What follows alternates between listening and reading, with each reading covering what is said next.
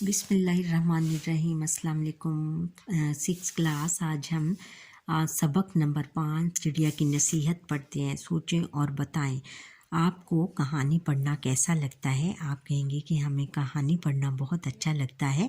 کہانیاں کس مقصد کے لیے لکھی جاتی ہیں؟ کہانیاں ہمیشہ اخلاقی مقصد، اخلاقی سبق دینے کے لیے لکھی جاتی ہیں۔ کہ آپ نے کبھی کوئی کہانی لکھنے کی کوشش کی؟ جی ہاں، ہم نے بارہا کہانی لکھنے کی کوشش کی ہے۔ کیا آپ جانتے ہیں کہ پرانے زمانے میں لوگ قصے اور کہانیاں سنا کر دوسروں کو تفریح مہیا کرتے تھے، یعنی انٹرٹینمنٹ مہیا کرتے تھے۔ کہانیاں ہمیں کوئی اخلاقی سبق دینے کے لیے لکھی جاتی ہیں، یعنی اخلاقی سبق یعنی اس میں کوئی سبق ہوتا ہے، ہمارے بچوں کو دینے کے لیے سبق ہوتا ہے۔ جو بھی غلط کام شروع میں وہ غلط کام کرتے ہیں، پھر لاسٹ میں اس کا نتیجہ یہ ہوتا ہے کہ غلط کام کا انجام ہمیشہ برا ہوتا ہے۔ آج کل ٹیلی ویژن سکرینز اور سنیما گھروں میں دکھائے جانے والے ڈرامے اور فلمیں بھی در حقیقت قدیم عہد سے سنی اور سنائی جانے والی کہانیوں ہی کی جدید شکل ہے۔ جدید یعنی نئی شکل ہے کی طرح اب آتے ہیں کہ چڑیا کی نصیحت۔ سب سے پہلے مشکل الفاظ دیکھ لیتے ہیں۔ باتونی، بہت زیادہ باتیں کرنا، اور اندازہ، قیاس، شبہ، صلاحیت، اہلیت، ممکن ہو سکنا، اور کھلکھلا یعنی بہت کھل کے ہنسنا، مبتلا ہونا، دھنس جانا یا پھنس جانا، اور حیران ہونا، چوکنا، جاگنا، انعام، تحفہ، پچھتانا، ندامت محسوس کرنا، اور فضول، بیکار۔ اب کہانی کی طرف آتے ہیں، پڑھائی کی طرف آتے ہیں۔ پرانے زمانے کا ذکر ہے کہ بصرہ میں ایک شخص رہتا تھا۔ وہ چڑیا کے شکار کا بہت شوقین تھا، بہت شوق تھا اسے، شوقین تھا یعنی بہت زیادہ چڑیاں پکڑنے کا شوق تھا اسے، جس کی وجہ سے وہ لوگوں میں چڑی مار یعنی چڑی مارنے کے نام سے مشہور ہو گیا۔ وہ حد درجہ بتونی، بہت زیادہ باتیں کرنے والا، بے وقوف اور لالچی تھا، لالچ کرنے والا تھا۔ وہ معمولی کام کر کے اپنی زندگی بسر کر رہا تھا۔ ایک دن اس نے جنگل میں جا کر چڑیاں پکڑنے کے لیے جال لگایا۔ اس کا خیال تھا کہ جال میں بہت سی چڑیاں آ جائیں گی، وہ ان کو بیچ کر کافی پیسے کما لے گا، یوں اسے کئی دن کام نہیں کرنا پڑے گا۔ وہ ایسے ہی ایک طرف بیٹھا خیالی پلاؤ پکا رہا تھا، یعنی ایسی بات سوچ رہا تھا کہ جو نہیں ہو سکتی۔ آخر کار جب جال میں کافی چڑیاں آ گئی تو اس نے جال کھینچ لیا تاکہ چڑیاں اچھی طرح پھنس جائیں۔ خدا کا کرنا ایسا ہوا، لیکن خدا کی طرف سے ایسا ہوا کہ اس نے جال کی رسی زور سے کھینچی تو جال اکھڑ گیا، یعنی جال اوپر چلا گیا، اور چڑیاں پھر سے اڑ گئیں، بہت تیزی سے اڑ گئیں۔ وہ جلدی سے بھاگ کر جال تک پہنچا مگر صرف ایک چڑیا ہی اس کے ہاتھ آ سکی۔ مرتا کیا کرتا کہ مصداق کی بین اس نے مرنا تھا، اور کیا کرنا تھا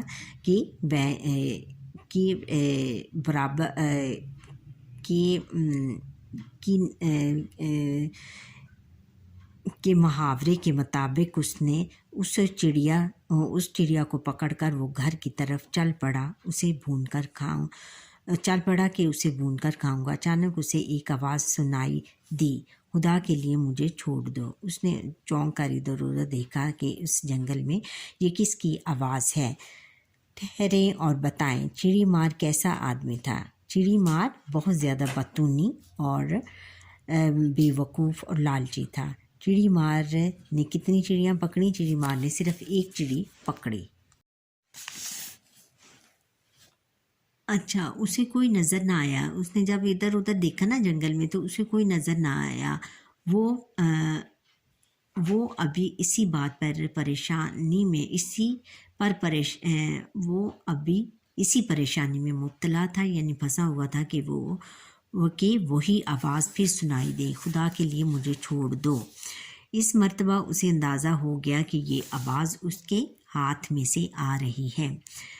وہ حیران و پریشان وہ حیران ہو گیا اور کہ میرے ہاتھ میں دبی بے بس، یعنی بے بس جس پر کوئی بس نہ چلے، یعنی وہ بے بس یعنی اس پر کوئی بے بس یعنی وہ کچھ نہیں کر سکتی، چڑیا بول بھی سکتی ہے۔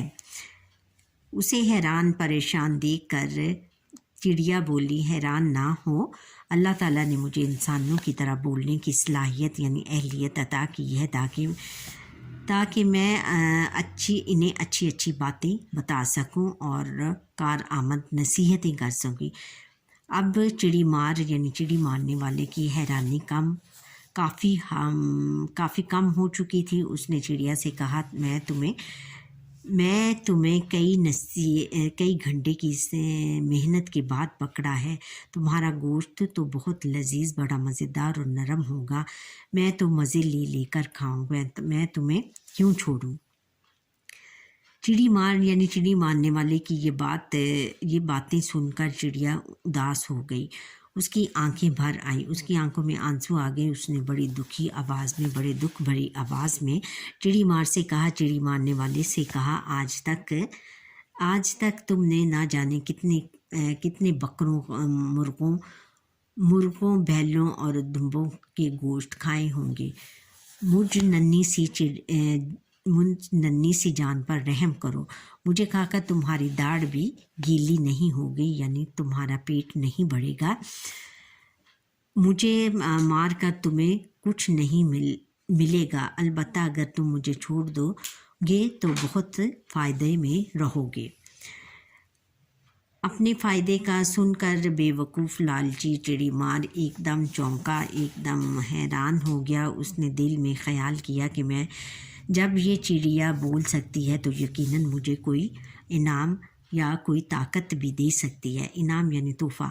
اس نے فوراً پوچھا، کیسا فائدہ؟ چڑیا نے جواب دیا، میں تمہیں 3 نصیحتیں کروں گی جو تمہارے بہت کام آئیں گی اور زندگی بھر تم ان سے فائدہ اٹھاؤ گے۔ پہلی نصیحت میں تمہارے ہاتھ پر بیٹھ کر کروں گی اور دوسری نصیحت میں سامنے والی دیوار پر بیٹھ کر کروں گی اور آخری نصیحت اس سامنے والے درخت پر بیٹھ کر کروں گی۔ تھوڑی دیر سوچنے کے بعد چڑی مار نے چڑیا کی بات مان لی۔ اس نے اپنی بند مٹھی کھولی اور چڑیا کو اپنے ہاتھ پر بٹھا کر بولا، چلو پہلی نصیحت کرو۔ چڑیا بولی، میری پہلی نصیحت یہ ہے کہ جس بات کا پورا ہونا ممکن نہ ہو، یعنی جو بات نہ ہو سکتی ہو، اس کی خواہش نہ کرو کہ اس کو پانے کی کوشش نہ کرو، اتنا کہہ کر وہ اڑی اور سامنے والی دیوار پر جا بیٹھی۔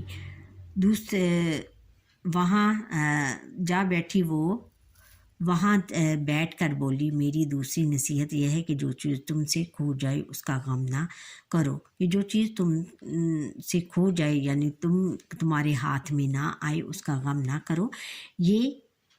یہ کہہ کر وہ اڑی اور قریبی درخت کی ایک اونچی شاخ پر بیٹھ کر بولی، تم نے مجھے چھوڑ کر بہت غلطی کی، میرے پیٹ میں ایک قیمتی موتی ہے، اگر تم وہ موتی حاصل کر لیتے تو اسے بیچ کر مالا مال ہو جاتے۔ یہ سن کر چڑی مار نے اپنا سر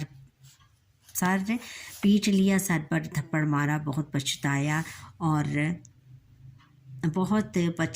اور افسوس کرنے لگا کہ ہائے یہ میں نے کیا کر دیا، میں نے چڑیا کو چھوڑ کر بہت بڑی غلطی کی ہے، اور کچھ دیر تک یوں ہی پریشانی کے عالم میں یعنی حالت میں بیٹھا رہا۔